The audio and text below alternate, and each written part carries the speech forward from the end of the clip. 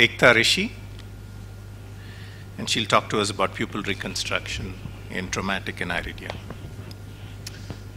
So presenters are welcome to introduce us to their presentation if they would like. Sure. Pupil reconstruction in traumatic ANIRIDIA using pulse string suture. This video describes a novel technique. Pupil is the window of the eye to see the beautiful world. The light enters through this window and forms an image. It also adjusts the amount of light which enters the eye.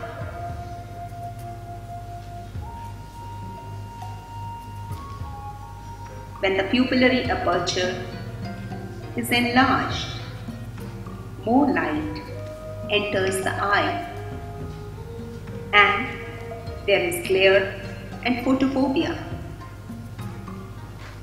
It becomes difficult to go out in bright sunlight.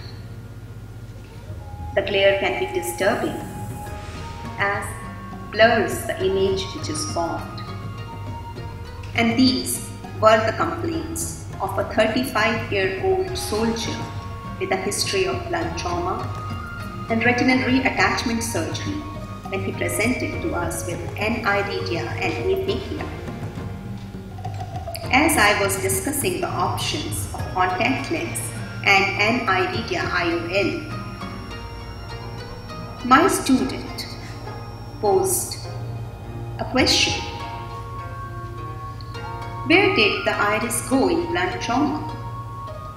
And it was a logical question which forced me to re-examine the patient. And here I found the iris which was retroflexed. An idea flashed in my mind.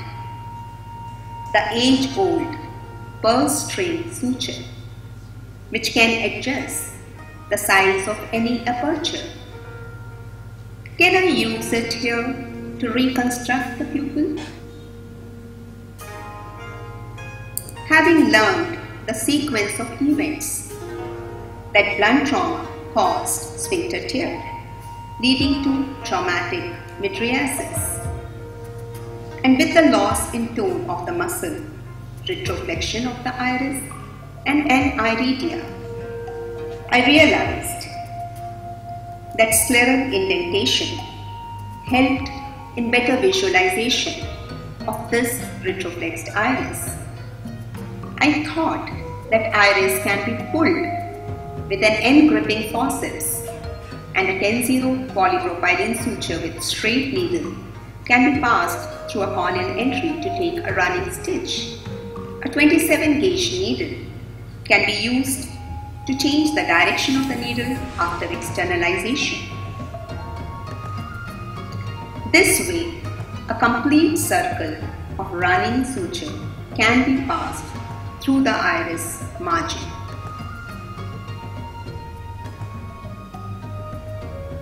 A pulse string suture knot can be tied after bringing the suture out of the entry port. It can adjust the size of this pupillary aperture. I conceptualized the technique and went ahead with the surgery. A glued IOL was planned with pupillary reconstruction. After conjunctival peritomy, an RK marker was used to mark the visual axis and the axis of fixation of the IOL. Rectangular scleral flaps were raised on both the sides for the glued IOL.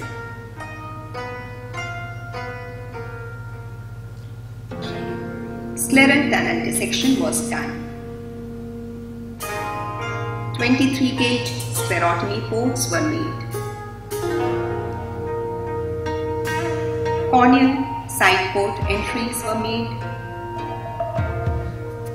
The retroflexed iris was then easily pulled with the end-gripping forceps, and 10-0 polypropylene needle was passed through the corneal entry to take the iris sutures as per the plan. The 27-gauge needle helped to guide the needle out of the eye and to reinsert to change the direction. To continue the running stitch, the scleral indentation helped in better visualization. The running stitch was continued to cover 360 degree of the iris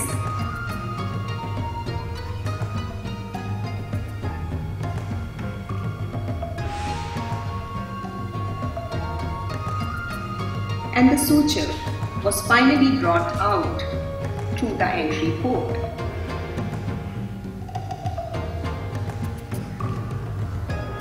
A temporary knot was then tied to form the pupil.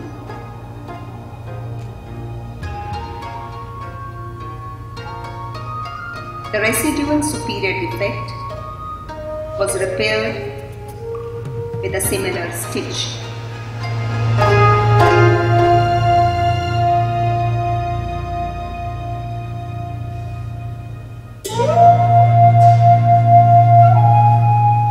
And the knot was finalized.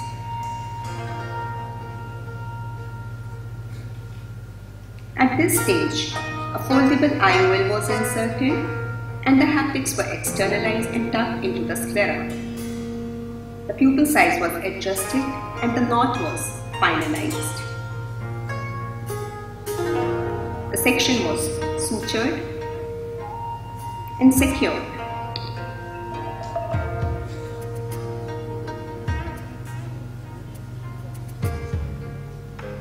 The scleral flaps and conjunctiva were apposed with glue